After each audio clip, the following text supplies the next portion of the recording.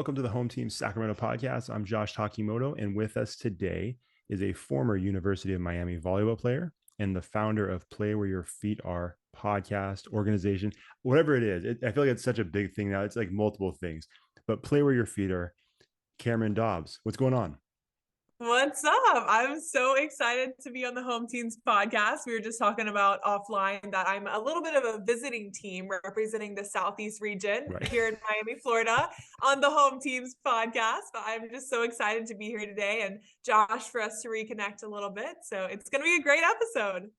I can't wait. And you're 100% right. I was telling Cameron that, a lot of times we have local coaches, local athletes, people who have ties to Sacramento, but at the same time, we've had multiple people that live in different states come in because we value so much of what you guys do that we thought, hey, we need to bring this knowledge and this insight into our home team to help everybody learn a little bit and get a little bit better at what they do. So I'm super thankful that you're willing to do this, especially like I said before, between the last time we recorded with you on Character Combine and now you've somehow seemed to have gotten a lot busier, which is wild, but good for you. You got a lot of stuff going on right now. I do. You're not wrong. Lots of things going on as always. Nothing has changed, but like you said, maybe even more. Man, seriously. I mean, you're doing, like I said, sometimes I'm not even sure how to describe Play Where Your Feet Are, because is like an organization? Is it a podcast? Is it everything? Like It you have is apparel, you're doing It everything. really, yeah, it really is anything and everything. We are a company, so we're officially an LLC, PWIFA, Play Where Your Feet Are LLC. But Nice. within that, we have the podcast, we have merch, we have our book coming out soon, we have speaking engagements, camps, clinics, like the list goes on and on. We're a little bit like a lifestyle brand and a little bit, but we kind of do it all. And that's what I've always wanted it to be. I wanted it to be, much more than just a t-shirt you wear, much more than just a podcast you listen to. For me, this is my entire life, and I think it can impact others to be their entire lives too. So we want to make sure that things we do are able to go in your entire life from every single aspect, whether it is something you're listening to, you're wearing, you're seeing firsthand with me telling my story to you in person, whatever it might be. We want Play Where Your Feet Are to be present in every single aspect of your life. I love that. I love it. And we're going to get more into that. But before we even jump into all of the questions I have for you about what you're currently doing, uh, if anybody's not familiar with you and your background, give us a little bit of an idea of who you are, where you came from, your coaching, your athletic background, all of that led you to where you're at right now. Sure. I'll give a very brief kind of overview as much as possible. But basically, my name is Cameron Dobbs. I was born and raised in Atlanta, Georgia. I am the baby of three. So I have two older siblings. They were both college athletes as well. My older sister was a college athlete at Auburn University, played volleyball there. My brother was a college athlete at Vanderbilt, and he played football there. My sister ended up pursuing a degree in pharmacy. So she went to pharmacy school, became a doctor of pharmacy, and is now killing it as a professor of pharmacy at like 29 years old.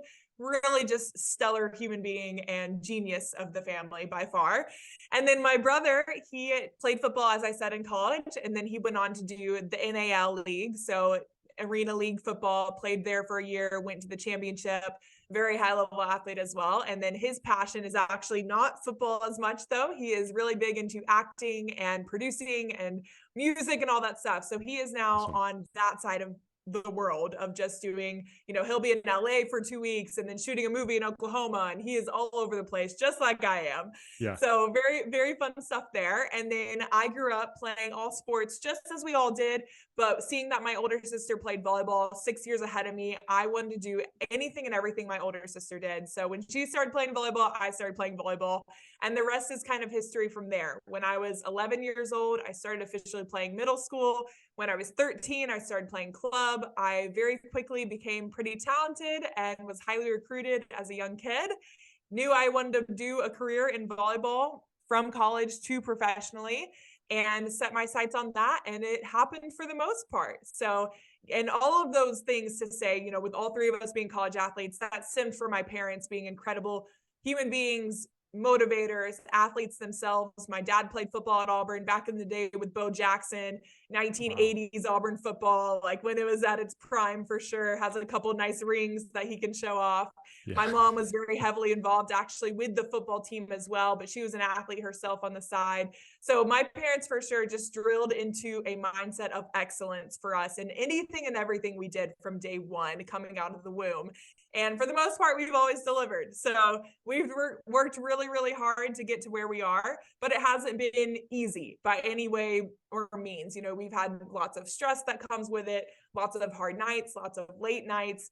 And my journey through my volleyball career was anything but ordinary as well. So as I mentioned, I was very highly recruited. I ended up committing to the University of Miami to play volleyball when I was about 15, 16 years old, and never looked back. So I came in July of 2017 to the University of Miami as a freshman. I started my career there with the Canes, played my freshman year. We had an exceptional season. I battled weekly to be the starting outside hitter, sat the bench some weeks, was the starter some weeks. It was a game time decision on who was going to be starting. And it was a crazy competitive year for me and just absolutely amazing freshman season, more than I could ever ask for or imagine. My sophomore year came around and it was quite frankly the opposite. I ended up getting beat out by a freshman coming in under me the next year. And about a week into that, I still wanted to make an impact. So I switched positions from being an outside hitter that I trained my entire life as to then switching to a defensive specialist, only playing in the back row.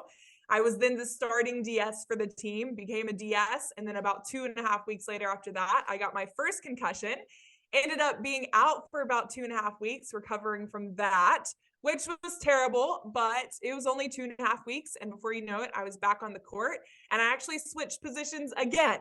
So now this is my third position I'm playing within a month at the University of Miami. And now I'm the starting middle hitter. So I always say it in football terms for people who may not know volleyball terms, is it's as if you're going from a wide receiver to a kicker to a defensive lineman all in 1 month at the Division I Power 5 collegiate level. And I was starting at all three positions. So absolutely crazy sophomore year for me, to say the least. And then that year continues. I go into April of my sophomore season. We're still training in the spring. It's our off season, but we're working really hard. And in April, I get my second concussion within that same year. And this one, the first one, I collided with a teammate head on. Feels like you hit a brick wall, head goes to the collarbone, all that good stuff. Second concussion, I get an elbow to the head while blocking. Good times. Another 2.5 weeks go by. I healed though, like it's fine. I recovered. I was ready to train for summer season and did just that. And then I go into my junior season at the University of Miami. At this point, I am the girl who has her life together and has a plan. I am ready to actually graduate after this year. Though it's my junior volleyball season, it's my senior year of classes. I'm a straight A student, like top 10% of my entire class at the University of Miami, not just in athletics, but at the entire school. I had pretty much every accolade known to man. I was a starter. I was a captain. I was very well known throughout campus in extracurriculars, from student government to UMTV, our competitive campus TV station. Like you name it, I did it. I was that girl. They would literally announce me to recruits by saying like, hey, if you want to do everything on campus and do it well at the same time, talk to Cam. Like that's your girl. She knows how to do it. She kills it. Talk to her. Yeah. I was president of a student organization. I led Operation Christmas Child. Like I was on the Student Athlete Advisory Committee Executive Board. I had this glowing long list of a resume and I was killing it and I was thriving and living life and just on top of the mountaintop.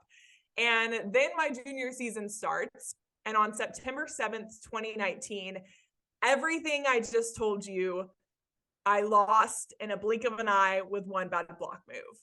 I made this one block move to go block the right side hitter from the University of South Florida. And as good as that block move was, because it was fantastic, should I say, my hands were just a little wide and I ended up getting absolutely blasted in the head with this ball from the right side hitter. It hits me in the forehead, goes off my head and hits the ceiling of the top of our arena. Jeez. Pretty hard hit. Sure. And I come down from that and I'm just a little out of it. And I knew in that moment, though I continued and played the entire match because I didn't have headaches, I wasn't nauseous. I didn't have severe symptoms whatsoever, but I just knew I was a little off. Sure. And unfortunately, the next day, all of the symptoms known to man for a concussion came to my brain. and I had a severe concussion for the next 4 months. So for the next 4 months, I suffered severe headaches, nausea, dizziness, exhaustion, brain fog, memory loss, confusion, anxiety, and depression on a daily basis for 4 months straight. I went from everything I just mentioned that was on my resume, like a stud in all aspects, to literally a dud in all aspects. I went from practicing lifting, training, and running for 4 hours a day to now having the athletic ability of an avocado. Like, so pathetic. Not, and you guys are from California, so you guys love avocados. Sure. We But do love our avocados. I could not do anything. Like, an avocado could at least roll faster than me because my Oh man. vestibular therapy, I'll Yeah. tell you, I went from a Division 1 starter captain, big time athlete, to now my therapy was walking on a treadmill at 1 to 2 miles per hour. Oh my gosh. 1 to 2 miles per hour. And most days, there were days where my trainer, my therapist, actually pulled me off of the treadmill and said, "No, you can't even do this because your headaches are becoming too severe. And on top of that, your heart rate is shooting through the roof." So it's like I could barely even walk when I'm monitored, you know? And so it was just this total shift in my life from having everything that I could possibly ask for and dream for, and now having nothing. And I had to worry about everything that my future had held. You know, I was wearing sunglasses, earplugs, hats, and headphones everywhere during those 4 months in public to remotely survive, because I had to block out any symptom or any sensitivity of light, of noise, and just anything that could potentially stimulate my brain more. And clearly, not a good time of my life. I actually ended up Sure. dropping out of school. I was forced to drop out of school. And then, as it got so bad, as my healing process just kept being stalled, my neurologist sent basically notes to NCAA, figured it all out, and they ended up medically disqualifying me from playing NCAA volleyball. So I was medically disqualified, forced to medically retire, and had to give up all of my dreams of playing professionally, of finishing out my junior season, my college career, and give up playing volleyball for the rest of my life at a competitive level. Just like that, in a blink of an eye, when I had everything together. I was ready to move forward in my career, and it ended before I felt like it even was able to finish, just in college for that point. So clearly not the best time of my life. I went through a lot of things, through anxiety, through depression. I saw a sports psychologist for the first time ever, which that was actually an incredible blessing. I am so pro therapy, and it has been amazing since. But I mean, body image issues, comparison issues, identity crises, like, I had it all going through that, and thinking all my life that, you know, I knew my identity wasn't rooted in my sport and wasn't rooted in my accolades. But when you kind of have everything together, and the whole reason you're recognized as the person you are is because of your accolades, at the end of the day, it's just who you are. And Right. it's so easy to get sucked into that. And so when I lost everything, I had to realize, you know, who am I if it's not Cameron Dobbs, the volleyball player? Cameron Dobbs, the girl with the glowing resume. You know, who am I besides all of that stuff? And I had to figure that out the tough way, but it was life-changing to figure it out. And through that process of medically retiring, though my career on the court ended, thankfully my time around volleyball was not quite done, because my coaches were the absolute most incredible people ever and invited me back to the program as a coach. So before I was even 21 years old, I became the student assistant coach for the Miami Hurricanes and ended up coaching a year and a half with the Canes, on the sideline now, still participating as much as possible, but just with a clipboard and a marker in my hand instead. Yeah. Yeah. I mean, it's quite the roller coaster. And I was like, that's putting it lightly, because there's so many different twists and turns. And obviously, like you said, I think what makes your situation so challenging too is from that, like you said, that identity perspective is, I mean, every athlete at some point, right? Whether you're done after you play high school, whether you have the opportunity to play D1 and then that's where your career ends, or maybe you go on to play professionally in your sport. At some point, no matter who it is, at some point your career is going to end. But I think everybody dreams and hopes that they get to end it when they're ready to retire, right? When they're Right. ready to give it up, or when they realize they've hit the end of the road. But for you, in your situation, I mean, really, it was taken from you, right? It wasn't, given freely by you. It wasn't given willingly. It was just like, oh, this horrible thing happened, and then now it's taken from you. So I can understand, although I can't understand everything you went through. I can understand why you went through so much, because it wasn't by choice, right? Like you were Right. like forced into retirement because of some concussions that basically made it impossible to play, which is just absolutely brutal. But like you said, it's awesome because you seem like a very positive person. Anybody who follows you on social media or probably knows you, I think that's probably even putting it. That's not doesn't do it enough justice. You're very positive, very friendly, very bubbly. So it's hard to even imagine you being in that place. So like, how long did it take you to really? I mean, you took us to the story, but like, how long do you feel like it really took you to get to a point where you are the person you are today? Well, it's funny because I think because I'm such a positive person, going through that time of anxiety and depression was the bigger toll on me, because Sure. I went through that time of feeling sad every day and feeling hopeless every day and thinking in my mind though, like, this is not who I am. Like, I don't want to be sad. This is not normal for me. Like, I'm a very happy person. I smile all the time. And here I am just feeling like death is upon us every single day. Like, it was just tragic. It was really hard though, because I think back to that time, and something that always comes into my brain is my mom would, my parents moved down to Miami during that time, taking shifts to take care of me because, again, ability of an avocado, like I literally could not do anything. I couldn't drive. I could barely walk to my kitchen and back without getting more headaches or feeling lightheaded. So anytime anyone could take some burden off of my life, they tried to do that. So my parents would take shifts helping and take care of me. But I would wake up in the morning and my mom would just look at me with wide eyes and a smile and say, like, do you have a headache? Are you feeling good? Are you feeling better? And every day for 4 months straight, I just looked at her and said, no, I have a headache. I feel Yeah, awful. Like, nothing's for changed. Yeah. 4 months, every single day, headaches, severe symptoms. And it was just terrible. And I couldn't travel. I was basically in isolation because I couldn't be around people because I couldn't be in the light and I couldn't be outside and I could barely keep up in conversation. So there's a pretty much a time limit for me on a conversation that eventually I'm just going to zone out and lose you because my brain can't keep up, or I'm going to have to walk away because it's too much for me trying to focus. And it was just, I was in quarantine before quarantine was a thing. Like, it was an awful, awful time for me. And so many people, think back and they're like, oh, you talk about play where your feet are and you're this motivational speaker and you do all you do and you're so positive. So it's like, so you like, where was the purpose you found during those days? And sure, I tried to look for it. I tried so hard to figure out what is the purpose through all this? How is God working through this and this and that and the other? But I couldn't find it. I would try to think of things for sure. And I would try to put situations in my mind, thinking that during the time I was battling bicep tendonitis. So we were saying, oh, it's a positive thing because now your bicep might heal and maybe you can get better. And, so we tried to find the pros in the situations. We tried to find the light in the darkness. But it was really, really hard because every single day that went by was just another day that I thought I was never going to live a normal life again. And my parents didn't tell me at the time, but they talked to each other during that whole period, thinking our child might never be a fully functioning human being ever again. I mean, Mm. this wasn't something that I was just thinking in my depressive and full of anxiety phase.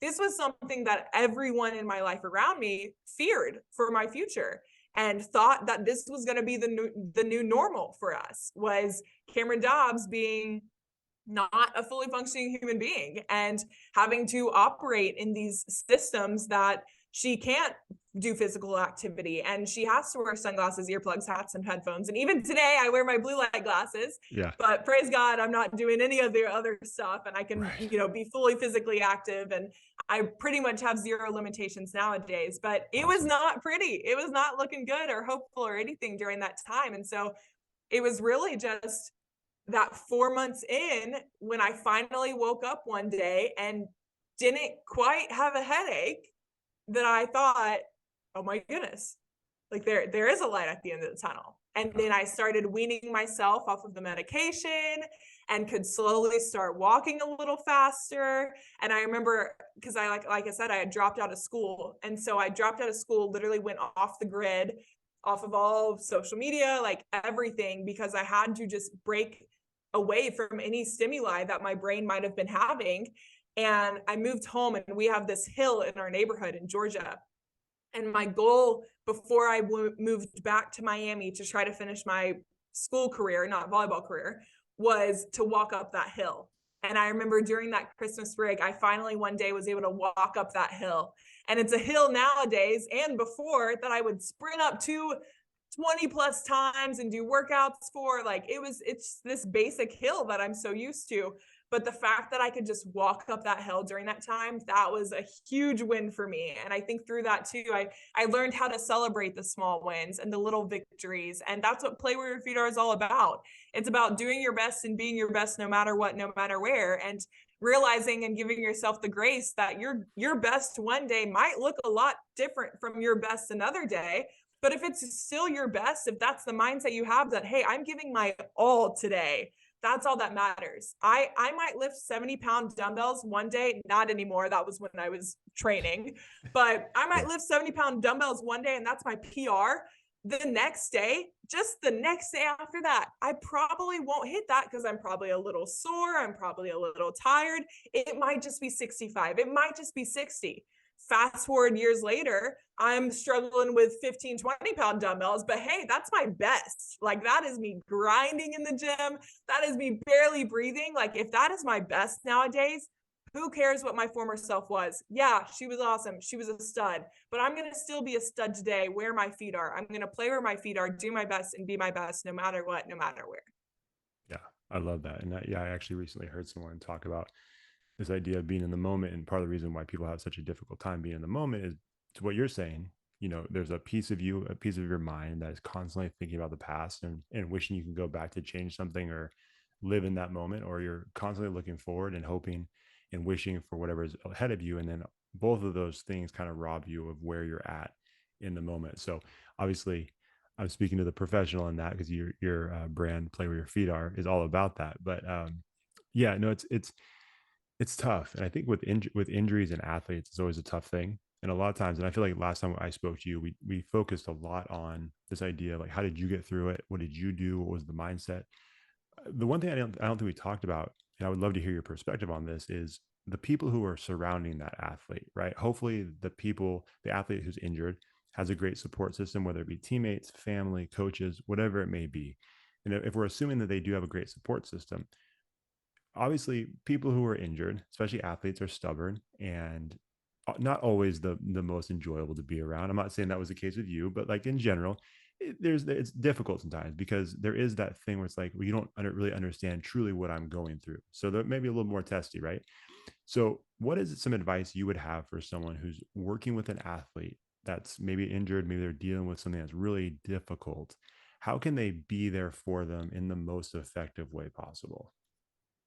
Well, to add first that irritation is actually a scientific symptom of concussions. So I can assure you that I was not the most pleasant There we during go. this time period.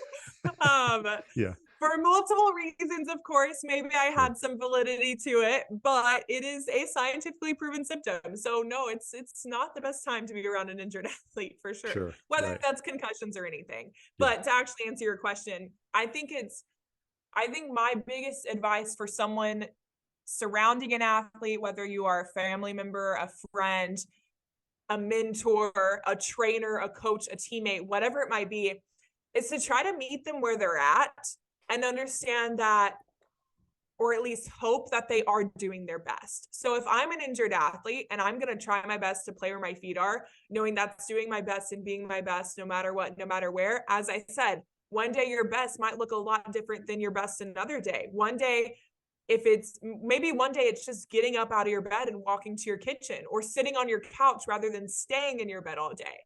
Maybe it is getting out of bed and it's running a marathon. Like whatever it might be, one day it might differ.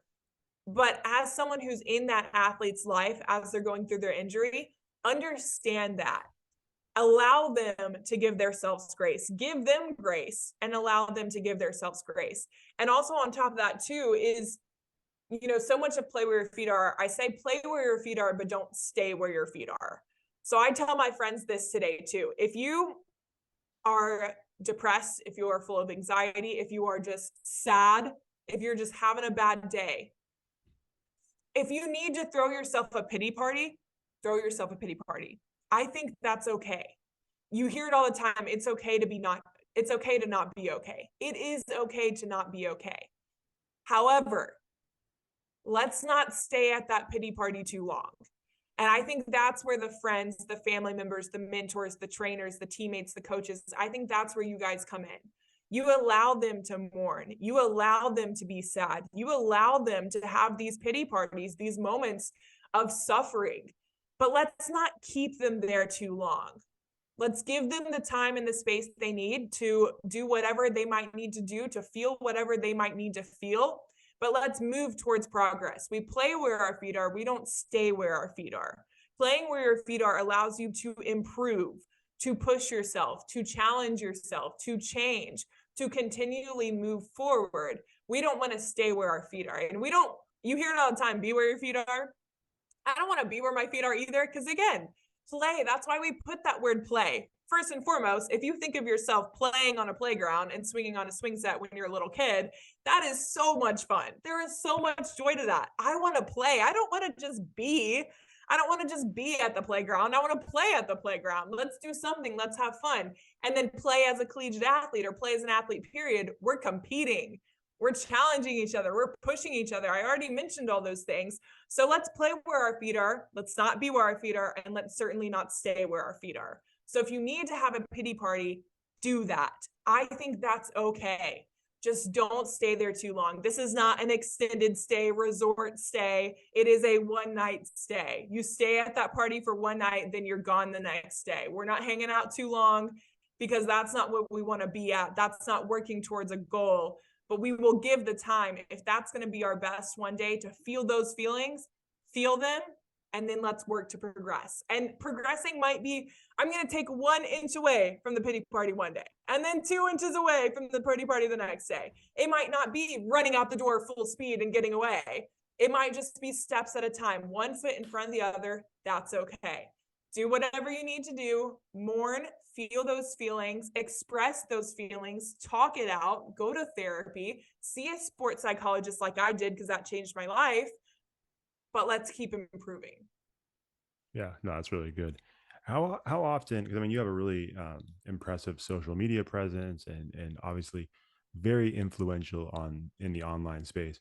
Like, how often are you receiving DMs, messages? How many times are you having conversations like you are now, where you're giving that kind of advice to young athletes? Because I imagine if they know your story, if they've heard it on the podcast, or which we'll talk about in a little bit, your upcoming book, all these different things, like I'm sure that a lot of people, young people especially, are reaching out to you for advice. Like, how many times are, like, throughout the week or the month, whatever, how often are you having these conversations with young athletes?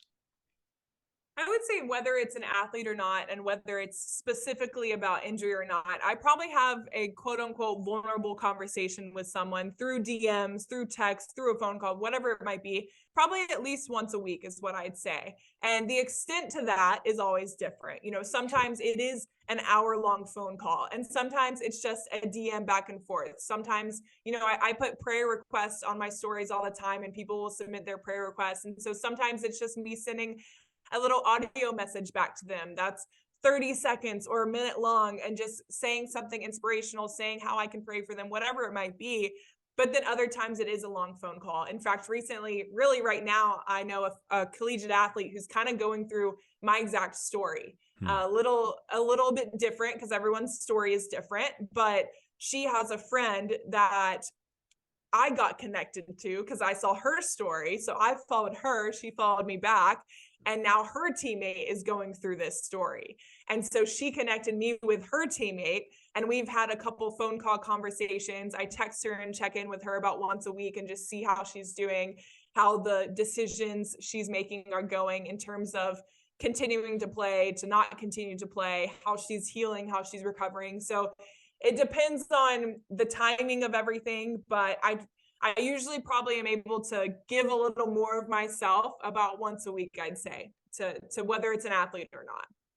Yeah, that's awesome. I'm sure they are all incredibly grateful that you're willing to have those conversations, because I imagine it's in, like I said before, it's tough even when you're surrounded by teammates that you competed with, coaches, that have coached you for a long time. It's still difficult to know and really feel what that athlete's feeling when they're going through some of these challenges of life. So if people out there know that someone like yourself is out there and willing to have that conversation because have gone through so much in your playing career, that's got to just be a huge sigh of relief for a lot of people, because it's like, oh, there is someone I can't really say, oh, you don't know how I feel, because like, oh, no, I do know how you feel, probably more so than you even realize. So that's an amazing resource. And obviously, speaking of that, you do have a book that's coming out pretty soon. What's the release date for the book? Do you have one yet? Good question. I actually, before I got on this podcast, I had a big call with my momager about all that. So Oh, no, nice. mid November, I will tell you that mid November is what we're looking at. So keep up to date with all things Play Where Your Feet Are, because it's coming real soon. In fact, I will tell you, I think November 1st through 3rd, we're going to have book copies in hand for the first time ever. So Oh, wow. they were actually, yesterday, I think they were being bound. Today and tomorrow, they're supposed to be being shipped to me. So we have book copies coming in hand really soon, and then looking to be available for anyone and everyone come mid-November. That's awesome. So just tell us a little bit about the book. I mean, I imagine Play Where Your Feet. Is that the name of the book? Play Where Your Yes. Feet Are? So Okay, very the cool. name of the book is PWIFA, Play Where Your Feet Are, which is coinciding with the podcast, the brand, everything we've listed before, all of this whole entire organization and company. It's all Yeah. Play Where Your Feet Are. So that's the title of the book. And as I mentioned, the gist of Play Where Your Feet Are, it's how to live a life full of living. And so, how to live a life full of living in any and all circumstances. And you do that by playing where your feet are, no matter what, no matter where. That's what Play Where Your Feet Are is in a gist. And the book itself, though, it is, I think, 14, 13 chapters, and it goes through a lot of different topics. And so it talks about confidence, it talks about vulnerability, it talks about sacrifice, it talks about waiting seasons, relationships, you name it, it is discussed in this book, and it's all told through stories. I'm a journalist. I love telling stories by trade, by nature, by passion. And so this is story on story on story, and life lessons that I've learned through athletics from the time that I was 3 years old playing intramural basketball until today, when I'm now a former collegiate athlete, former collegiate coach, and now in the sports industry myself. That's awesome. That's what was that process like? 'Cause I imagine that the book process is, I mean, you are a journalist, so that probably helps Yes. out a little bit. Because I know some people that have done the book thing and they're not a journalist. And so it's a pretty challenging task. I imagine it's still somewhat challenging for you, but like what was that whole process like? And at what point, like, have you always known you wanted to do a book, or was it a more recent thing? Like how did all of that come about? It's funny. I remember when I was probably in second grade, I wrote this 3-page book. It was nothing whatsoever. But I always just I think it was about Yeah, like a lion and a tiger, and they were best friends. Like, it was what's better than that? very elementary writing. I Yeah, had a couple illustrations in there, probably could have been a bestseller if I would have pursued it, but moving on. we'll never know. Yeah. And but I say that to say that I always have loved storytelling. I've always loved writing. And so fast forward now to, kind of being in college, being past high school, I then knew I wanted to write a book eventually. I didn't know when it would be. I didn't know how I was going to make it happen. But starting my freshman year of college, I just started writing. And it wasn't necessarily with the complete aim of that it was going anywhere. I actually did have a book title. I did start writing chapters, but it was something completely different from Play Where Your Feet Are and what it is nowadays.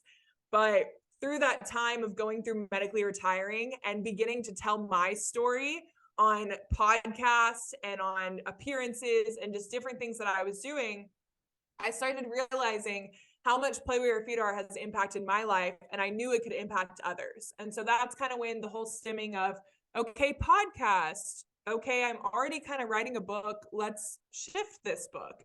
And during COVID, I focused a little bit more on, hey, let's make this happen. Let's actually pursue this. Let's see what we can do. Let's get a game plan. Let's make this happen. And I went back to the drawing board with the chapters I had written of my previous book. And I realized, hey, every single topic I've already been covering, that all relates to play where your feet are. And so I just kind of rewrote these chapters, obviously added things in, took things out, and inserted play where your feet are because it related to everything. And that's why my friends and I joke, my close friends and I we'll be doing a family dinner at my house and we'll randomly be talking about a conversation and I just weave play where your feet are in there. And we always laugh because we're like, "Oh my gosh, she's bringing it up again." But Yeah. it's so true. Like I'm telling you, in any conversation, I can talk about how play where your feet are can be a solution to it because it's living a life full of living. And who doesn't want to be doing that, you know? Yeah. And so, in every single chapter, in every single topic, and every single aspect, it's all written about in this book. And so, for me, the writing process, first time around, was probably the easiest part of everything. It was probably the easiest because Wow. I was writing about my life and what I've learned and stories and relating it to sports and that comes easily to me. It's easy for me to think of a time in my life, to pick out a lesson I've learned from it, to add a scripture or a quote or a song or something else to tie a piece of literature into that and to make it a motivational piece. And for me, that's the simple part. But then going through the actual process of making this Word document turn into a physical book has been crazy. I mean, as anything you do for the first time, it's a big learning process. Oh And yeah. it has been just that. I mean, to learn all the things that have to go into book, to figuring out how to format a Word document and what exactly, you can't just send a Word document to your printer. Sure. It's not that simple. You have to then have Yeah. an interior designer for your book, for your text. You have to have multiple editors. We went through, the book was officially done in May 2021. Oh And I wow. thought we were going to be publishing last September. That was my Sure. goal, was last September have a book out.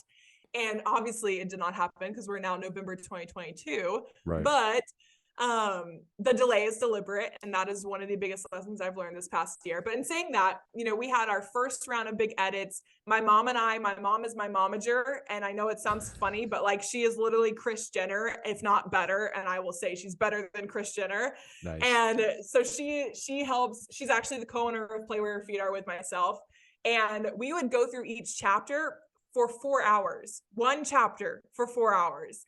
Wow. And there's 14 chapters. So it took a long time to It's a go long through that time. initial read.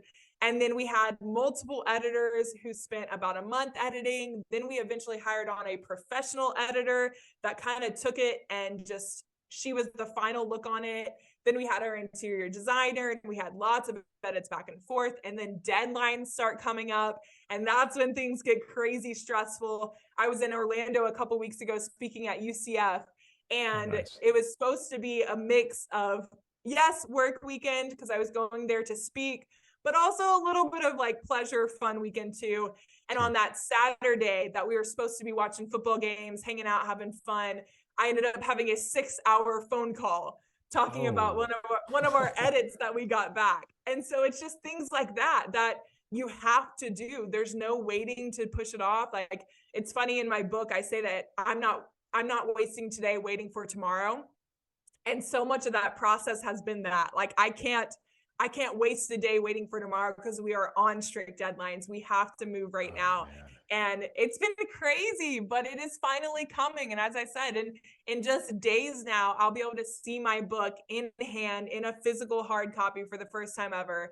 And that's going to be nuts. Like it's been a process. It has been not painless. I've learned a lot. I have, working with family is always interesting. It's also just, I work with my momager, but sometimes I miss having my mom at some points, but we have to have these business meetings done. So Yeah. it's a whole new realm of life that I've entered into, and it's crazy, but it's so exciting and it's extremely rewarding. So I'm excited to now actually see it come to life here in a couple of weeks and excited to get it into y'all's hands.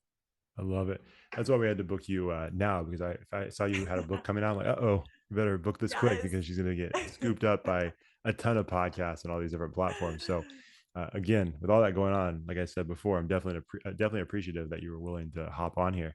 I Oh also yeah. want to point out that I thought you said when you first said momager, I thought you said something weird, but then I thought it was like some weird like industry word. I'm like, I think she said manager or something like that. I'm gonna roll with it and pretend like I know what she's talking about, but I have no idea. Thank you for clarifying that because I was feeling real dumb. Like there's a word out there like this is she's in much deeper than I ever knew. So good for you. But okay, momager, that makes more sense to me. Yes, Um, mom mixed with manager. She is manager. my momager. Mhm. Okay, good. I was not completely out of the loop there. I was worried. One thing I want to mention too before I ask you a couple more questions and we let you get out of here.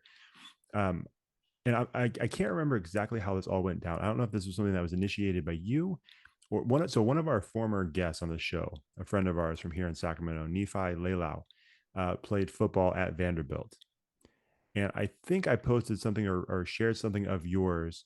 I want to say he reached out and said, "Hey, I played football with her brother." And I don't know if I shared that with you or not, but it was kind of a cool connection there. So even though you guys aren't necessarily here in our home team, there's still connections here to our home team with our friend Nephi Lelau, who played for Vanderbilt. So, like I said, I can't remember the exact way that all went down, but I'm pretty sure I shared something of yours, and then he commented on that. So it's kind of cool. Small world, man. The sports world, the world in general, but the sports world is so small. I love that story. I'll definitely have to tell my brother that he had reached out as well. But hey, go Doors. Yeah, there you go. There you go. Um, so I have a ton of other questions for you, but we only have a little bit more time left. So, one of the things I thought, kind of going back to your story, and I think this is something that's interesting something I'm really interested in because I feel like, again, it goes back into this identity, right? And a lot of times when an athlete reaches that point where they're done with their playing career, there's always some frustration there because, like you said, it's who they are. Whether you like it or not, it's who they are. But I always felt like there's still so many opportunities for an athlete to stay close to their sport and stay involved with their sport, even if they're physically not playing their sport anymore.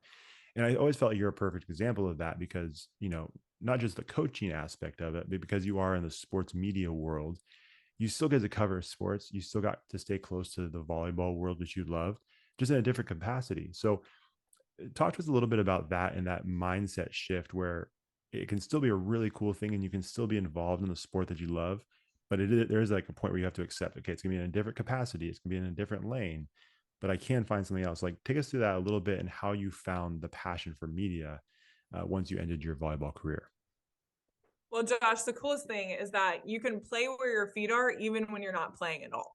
Yeah. And that's why, first and foremost, people ask, well, if you're not an athlete, how do you play where your feet are? You simply just play where your feet are. It doesn't matter if you're an athlete or not, and it doesn't matter if your playing career is over or not. You can play where your feet are even when you're not playing at all. And that goes to whether you're saying, okay, I am playing, I'm the starter and the captain. Yeah, you're going to do your best and be your best on that court. Hope to be starting every single time, be the ACC player of the week, your conference player of the week, scholar athlete, whatever it might be. But hey, if you're sitting left bench, you better still play where your feet are.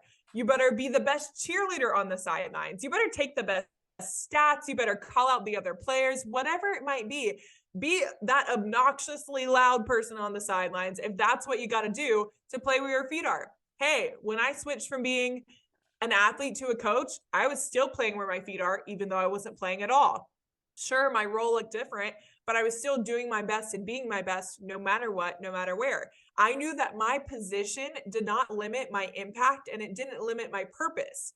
In fact, if you're intentional about it, playing where your feet are means that no matter where your feet are, no matter where your position is, what you're doing, that has impact, that has purpose, and that can launch it rather than limit it. You have to be intentional about it, but you can launch your purpose and your impact rather than limiting it if you play where your feet are. And so I say all that to, yeah, I might not be playing the game of volleyball anymore, but I'm still really impacting the volleyball world. And it's the coolest thing. And I try so hard to do just that. One example is that I'm an ACC network color commentator. So if you watch any of Miami's volleyball games, a lot of times you're going to hear my voice on the ESPN ACC network extra broadcast. And I am talking about, yes, when the players get kills. Yes, I handle all the replays. Yes, I'll talk about if a challenge is going on. Yes, I talk about why the setter set the outside hitter and that was the good decision in the play. However, something I take upon myself, and I encourage if any broadcasters are listening, is I make sure I have phone calls with all the sports information directors of each team. Basically, SIDs, sports information directors, are the people who deal with all the media of the team in the gist of it, without going into too much detail.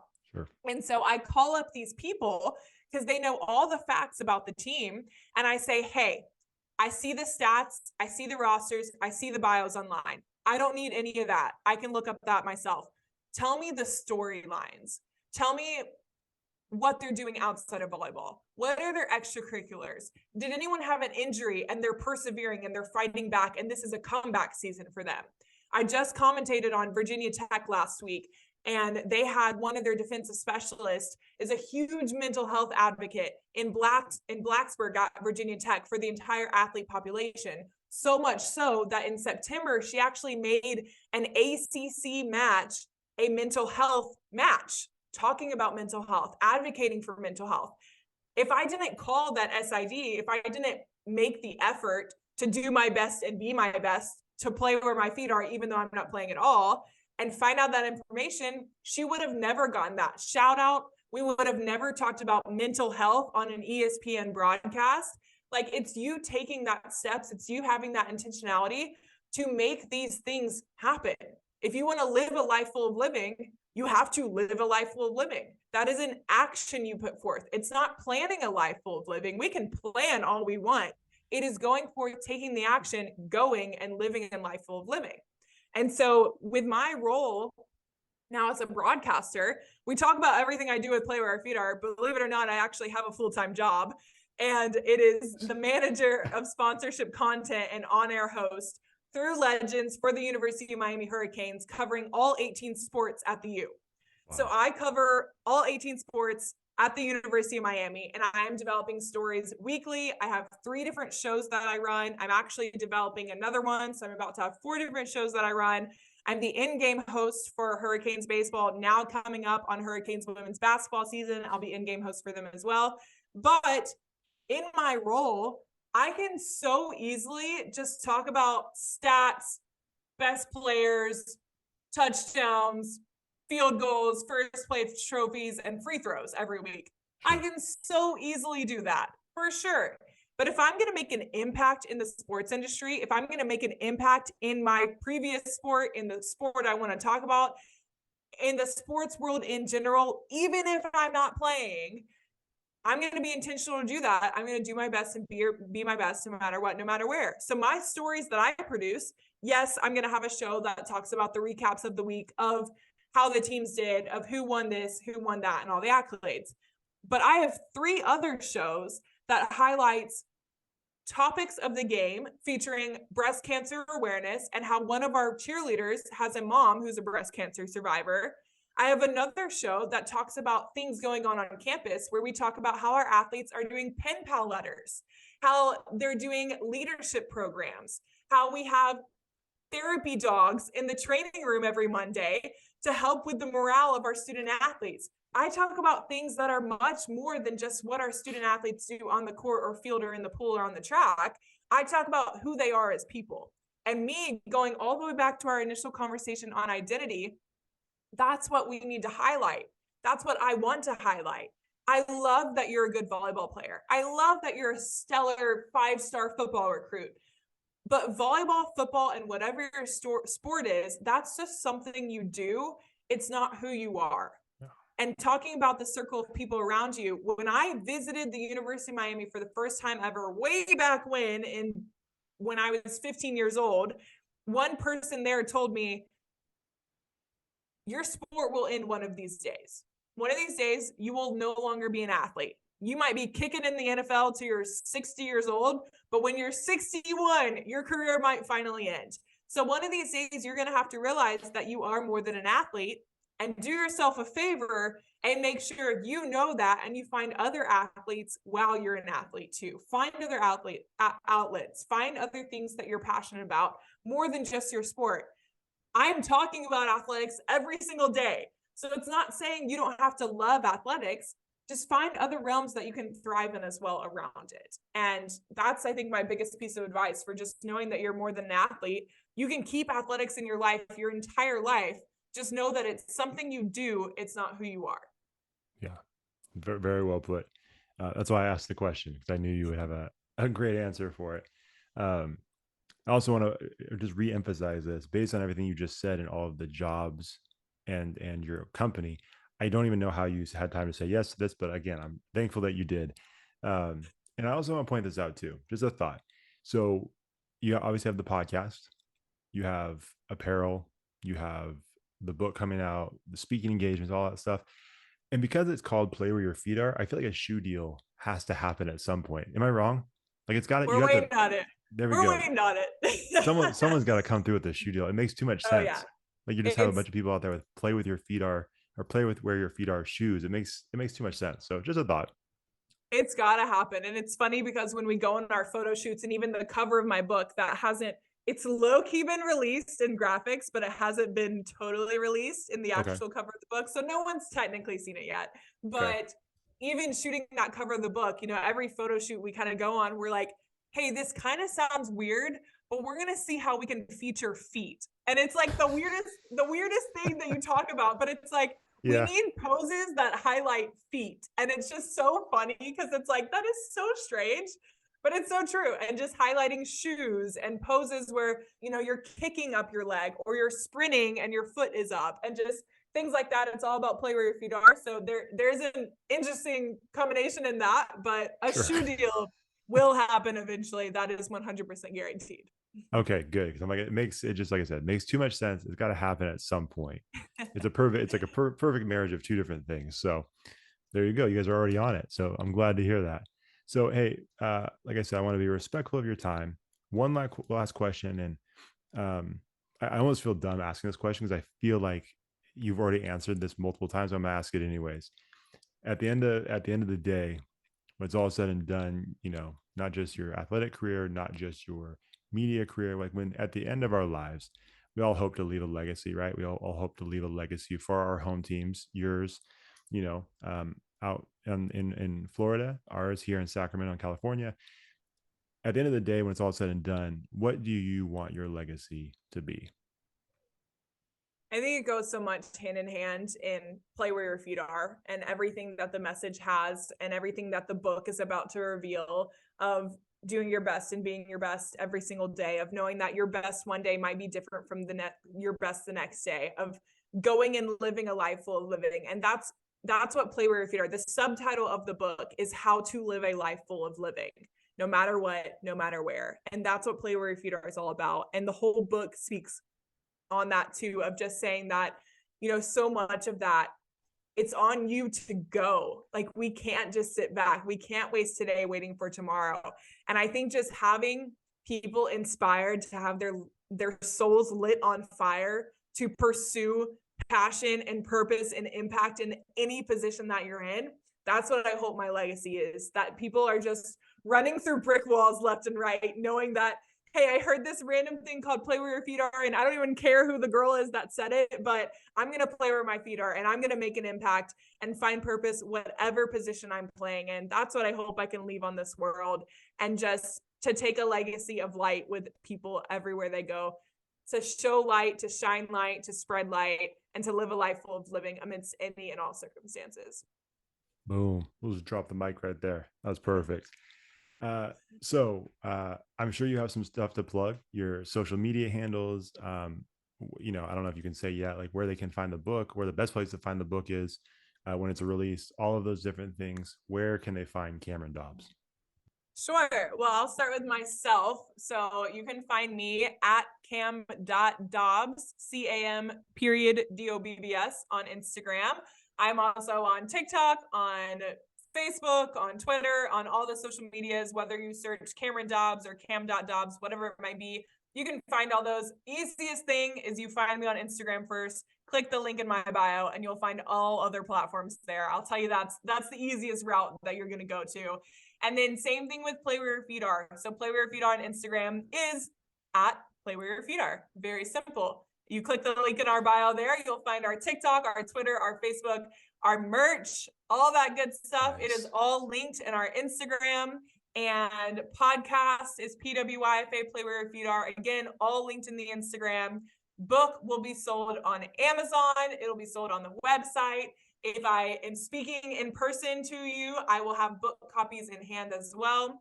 So pretty much anywhere you follow me, though, you will find everything Play Where Your Feet Are. Anything you follow Play Where Your Feet Are, you're going to find me, and you're going to find all of the information you need to stay caught up on book, on merch, on podcast episodes, on speaking engagements, and more. It's all there. And as we started talking about this episode too, I always say that the doors to my DMs are wide open. So slide in any question you got. I am literally an open book. I will talk about my book, but I will also talk about anything and everything you might have to ask.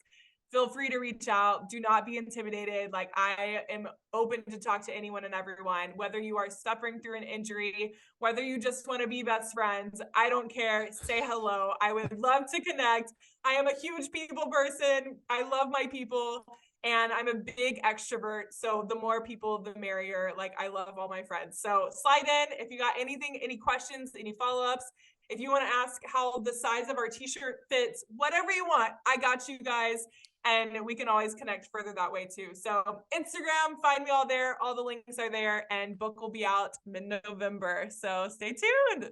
Awesome. That's very exciting. And I just want to confirm everything she just said. First of all, if you can't tell that she's extroverted, by the end of this podcast, you need to rewind and listen to the whole thing over again, because you clearly weren't paying attention. And number two, she is very accessible. She's answered our DMs twice and has been on this podcast twice. So definitely, if you're I try to be really quick. Sometimes I'm terrible at it, but I try to be quick. I promise you guys. And if I don't see it, then I just intentionally have not seen it yet. But I promise you, I will find it. I will respond. I will do something to connect with you. I try my best. She's not lying. I can confirm that as well. She is always very quick with the responses, and I know some people that would say the exact same thing, and I know for a fact they're lying, and you know who you are. Not a big deal. I'm not salty about it. I'm just saying, not everybody says that. We're not going to call out anyone today. Not today. Maybe tomorrow, but not today. It depends on how I feel. We'll see. Yeah.